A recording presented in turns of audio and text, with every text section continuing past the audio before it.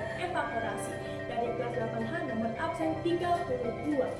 Di sini peran saya sebagai ketua kelompok dari kelompok 2 kelompok Cipinang dari kelas 8H. Tujuan dibuatnya kelompok ini yaitu karena adanya tugas PPKN membuat video melestarikan budaya yang dikemas dengan membuat video podcast yang edukatif dan menarik. Sebelum menuju ke videonya, saya akan memperkenalkan kelompok hebat yang saya miliki. Lanjut. Kenalkan, nama saya Mati Wijatan sebagai Adi, absen 12 kelas 8H. Halo, nama saya Werangga Yaswantama dari kelas 8H absen 15. Halo semua, kembali lagi bersama Poka Podcast Kearifan Lokal. Saya, host Eva, ditemani oleh dua narasumber, yaitu Ade dan Rangga. Halo, saya narasumber 1, Ade. Hey, halo, saya narasumber 2 Rangga.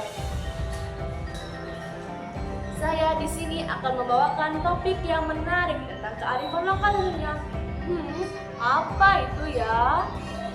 Mandi ajak mana? Wah, tentunya kearifan lokal dari Sumatera Barat, Padang. Senang seduyu, nama awak Ade. Siapa sih nak kenal sama budaya Padang yang ada di lagu itu loh? Goyang nasi Padang, pakai sambal rendang, sama orang Minang. Kemana nyanyi sih? Kalian penasaran nggak sih sama budaya Padang? Budaya Padang itu banyak loh, seperti rumah adatnya, terus makanan tradisionalnya, sama baju tradisionalnya. Tapi di era globalisasi ini sangat sulit untuk melestarikan budaya tersebut, karena kan anak muda sekarang kurangnya literasi dan kurang memahami budaya-budaya tersebut. Oleh karena itu, mari simak episode kita pada kali ini. Kan budaya Padang itu memiliki banyak budaya, terutama bagian makanan tradisionalnya, pakaian khasnya, dan rumah khas hingga tariannya yang banyak dan unik. Kira-kira menurut Ade, apa sih yang bikin istimewa dan bikin ikonik budaya Padang itu? Padang itu sangat unik, apalagi tentang makanan khasnya itu seperti rendang. Itu perlu waktu cukup lama untuk membuat makanan tersebut. Itu sangat enak bagi saya. Dan saya mengetahui satu tarian dari Padang, yaitu tari piring. Tari piring itu menggunakan piring ya? Ya, piring asli. Oh, baru yang dipecah-pecahin itu? Ya, Oh sampai iya. injak-injak itu. Oh iya, benar sekali. Budaya Padang memiliki makanan rendang dan tari piring sebagai ikon utamanya. Itu yang bikin budaya Padang dikenal di seluruh Indonesia. Makan rendang, jadi lapar nih. Rendang juga dibuat itu bisa 1 jam atau semalaman, dan tari piring itu sangat beresiko karena saat melaksanakannya sang penari melemparkan piring ke bawah dan menginjak-injaknya. Namun ajaibnya rata-rata penari itu kakinya tidak ada yang terluka. Wah, keren sekali ya. Terima kasih ya atas masukan atau sumbernya tentang budaya Padang ini. Ya. Hal yang istimewa dan unik pasti ada aja tantangan untuk melestarikannya.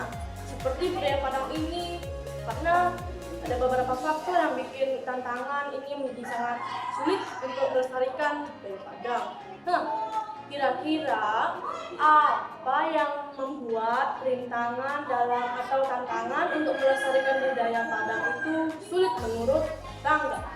Menurut saya, sepertinya kurangnya edukasi antara budaya Padang terhadap anak muda. Terus banyaknya anak muda yang menganggap peraturan budaya Padang tabu dan faktor globalisasi lainnya. Setuju.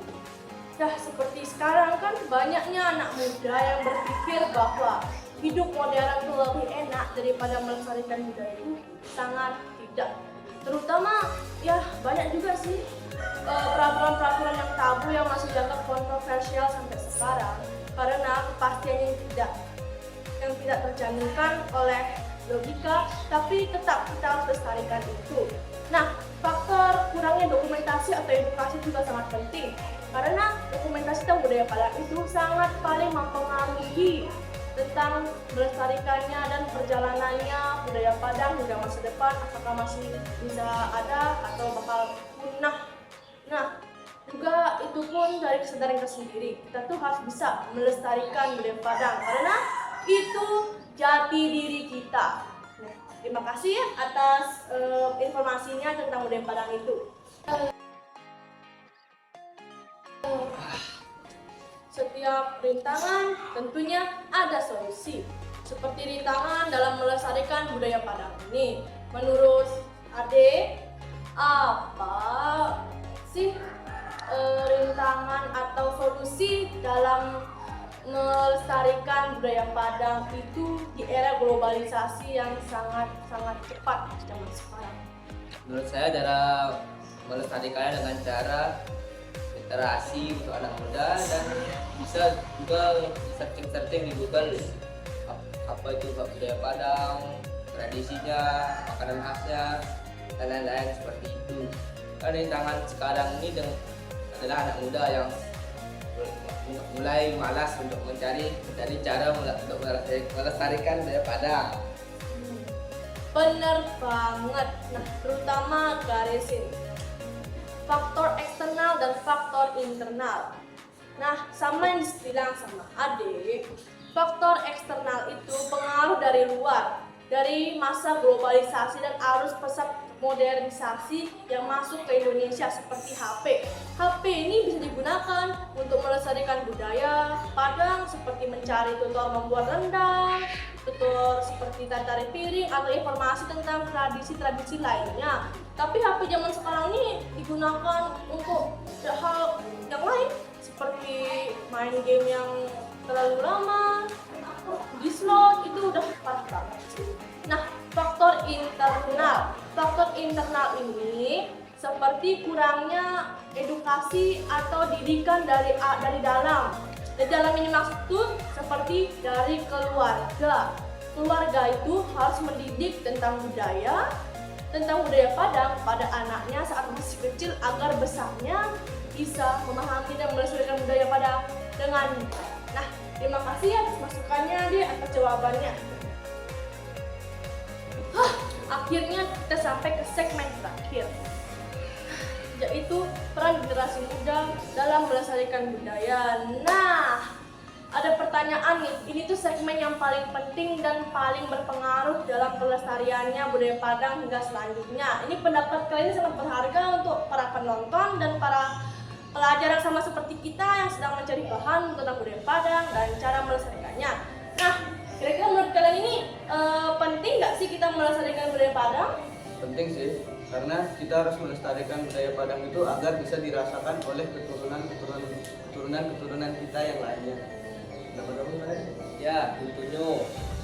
Kalau bukan kita, siapa lagi yang akan mengembangkan budaya Padang? Benar narasumber kita ini dua orang ini sangat bangga dan mereka tuh emang sih berpengalaman banget. Ya, kalau dikembangkan lagi, kita juga itu harus melestarikan. Bisa kita inisiatif mempelajari seperti resep cara membuat rendang. Nah, faktor yang bikin rendang sekarang itu kurang enak karena kurangnya pelestarian resep, karena banyaknya anak muda yang lebih memilih beli daripada mempelajari cara membuat rendang itu sendiri.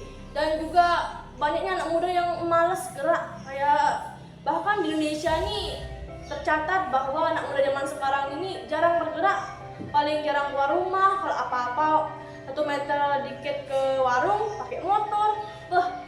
Kita harap budaya Padang ini bisa dilestarikan dengan baik dan kelestarian tetap terjaga hingga kita sukses kelak nanti. Onde mande rancak bana. Obrolan saya bersama Rangga dan Ade ini sangat menginspiratif dan edukatif. Nah, kita harap obrolan kita di segmen atau episode kali ini bisa memberikan manfaat dan dampak yang sangat baik dalam pelestarian budaya Padang hingga ke masa depan. Terima kasih teman-teman, jangan lupa untuk terus menjaga kebudayaan kita karena kebudayaan adalah cerminan jati diri bangsa. Dadah.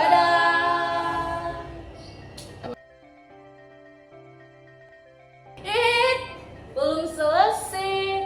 Nah, dari segmen atau episode vokal awal podcast tentang kearifan budaya ini berakhirlah video pembelajaran atau video tugas kelompok dari kelompok 2 kelompok Cik Nyadin atas nama Eva, Ade, dan Rangga.